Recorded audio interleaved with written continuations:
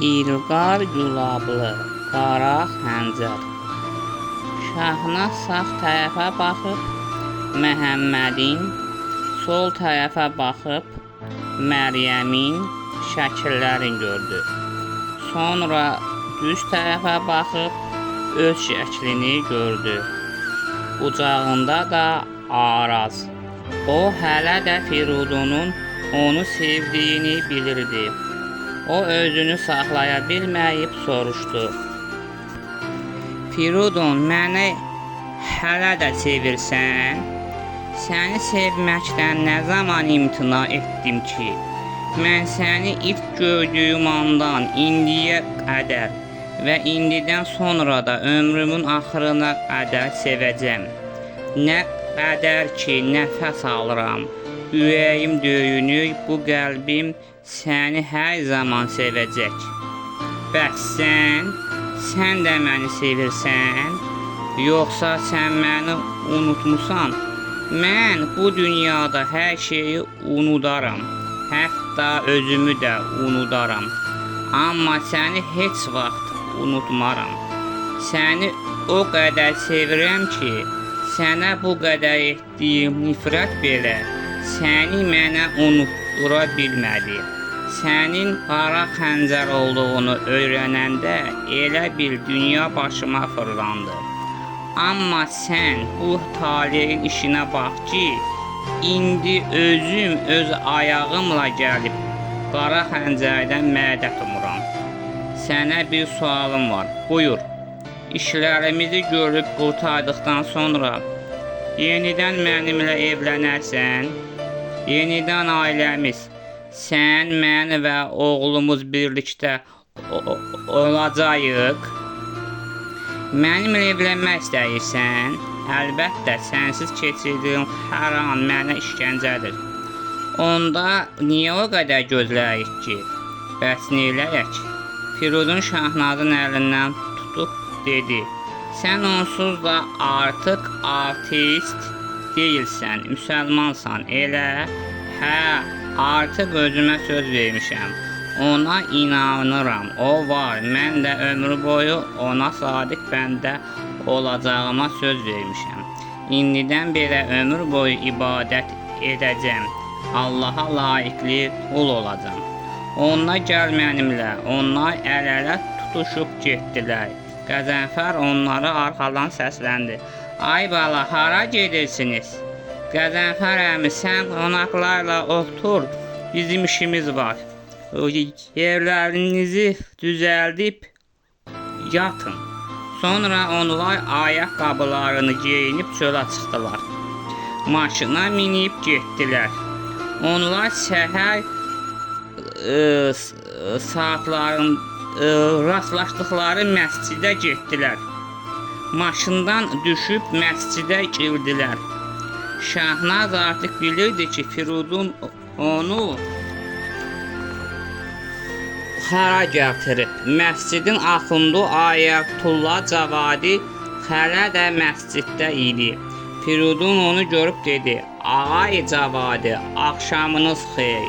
Axşamınız xeyir, Ağay Firudun. Şahnaz tez çantasından yaylığını çıxardıb başına örtdü. Firudun Ayətullah Cavadiyə dedi, Ağay Cavadi, bu xanımla mənim kəbinimizi kəsin. Zəhmət olmasa, onu əqdimə keçirtmək istəyirəm. Buyurun, oturun. Onlar yerdə Axundun qarşısında oturdular. Axund onlardan valideynlərinin adlarını soruşdu. Firudun dedi, mənimki Yusif və Zinət, onunki Ağa Həsən və Solmaz. Öz adı da Şahnaz. Əqidəniz nədir? Biz sadəcə müsəlmanıq. Axund Ayətullah Cavadi onların kəbinlərini oradaca kəsdi. Artıq onlar Allah qarşısında ər və arvad idilər. Firudun çıxardıb Axunda şirinlik verdi. Sonra onlar maşınlarına minib geri qayıtdılar.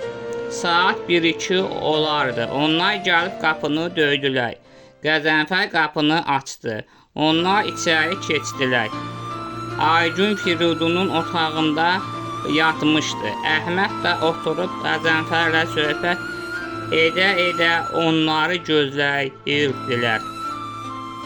Qəzənfər soruşdu: "Ay bala, haradaydınız? Sizi gözləyirik."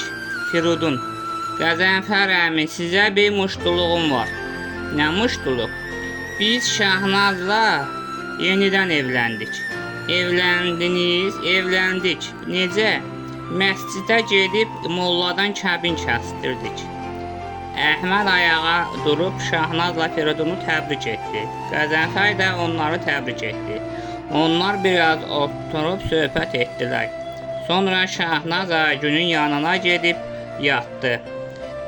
Əhməd Qəzənfərin yerində, Qəzənfər divanda, Firidun da yerdə yatdı. Aygün səhər oyanıb Şahnazı yanında gördü. Şahnaz da yuxudan durdu. Onlar bir-birlərinə sabahın xeyir dedilər. Sonra Aygün soruşdu: "Şahnaz, axşam hara getmişdiniz?" "Evlənməyə." "Evlənməyə?" "Evləndik." "Elə bir günə molla kəbini ilə bir günə evləndik." "Hə." "Sən molla kəbini kəsdirdin?"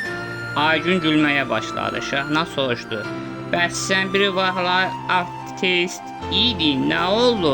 "Ay qız, demədin bəs? Mən artıq Allahın möcüzəsinə şahid oldum.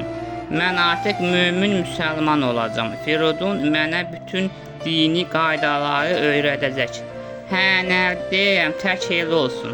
Allaha qurban olum. Mən həmişə ona inanmışam. Səni də təbrik edirəm. Allah bir də ayırmasın. Həmişə xoşbəxt olun." Şahnaz onu qucaqlayıb üzündən öpdü və dedi: "Sağ ol mənim gözəl bacım. Allah səni də xoşbəxt eləsin." Sonra onlar durub səhər yeməklərini yedilər. Yeməkdən sonra Firidun onları Tehranı gəzdirdi. Günorta yeməklərini də restoranda yedilər. Yeməkdən sonra biraz da gəzdilər. Sonra axşama yaxın onlar Qəzənfərin evinə gəldilər. Axşam yeməklərini yeyib biraz söhbət etdilər, sonra yatdılar. Səhər isə hazırlaşdılar. Onlar bir günə Tehrandan Təbrizə, Təbrizdən də bir neçə saat qalıb, sonra Araz çayını keçib Esseri ərazisinə keçdilər. Şahnaz Firiduna saxta pasport düzəltdirdi. Aygünlə Əhməd öz evlərinə getdilər. Firidun isə Şahnazı gecə yarı evinə aparıb qoydu. Özü isə Səidin evinə gəldi. Səid evində yatmışdı. Firidun qapını döydü. Səid qarşısında Firidunu görüb sevindi. Onlar bir-birinə sarılıb uzaqlaşdılar. Firidun içəri keçdi. Səidin ata-anası, arvadı və uşaqları yerlərindən durub gəldilər. Firidun onlara salam verdi. Onlar da Firiduna salam verdilər. Səidin arvadı çay gətirdi. Firidun və Səid oturub söhbət edə-edə çay içdilər. Səidin arvadı yeməkləri də hazırladı. Onlar yemək də yedilər. Sonra Firidun gedib yatdı. Səhəri günorta vaxtı idi. Firidun Səidin adamlarına təlim keçirdi. Onlara planlarını başa salırdı. Bu vaxt Səid içəri girib dedi: "Firidun, arvad uşağın gəlib səni görmək istəyirlər." Firidun Şahnaza Səidin evinin ünvanını vermişdi. Hətta ona gizli parollarını da vermişdi.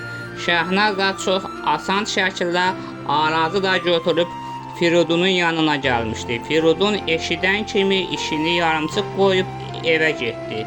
Şahnaz Arazla birlikdə salonda oturmuşdular. Səidin arvadı onlara çay tökmüşdü. Birdən Firidun içəri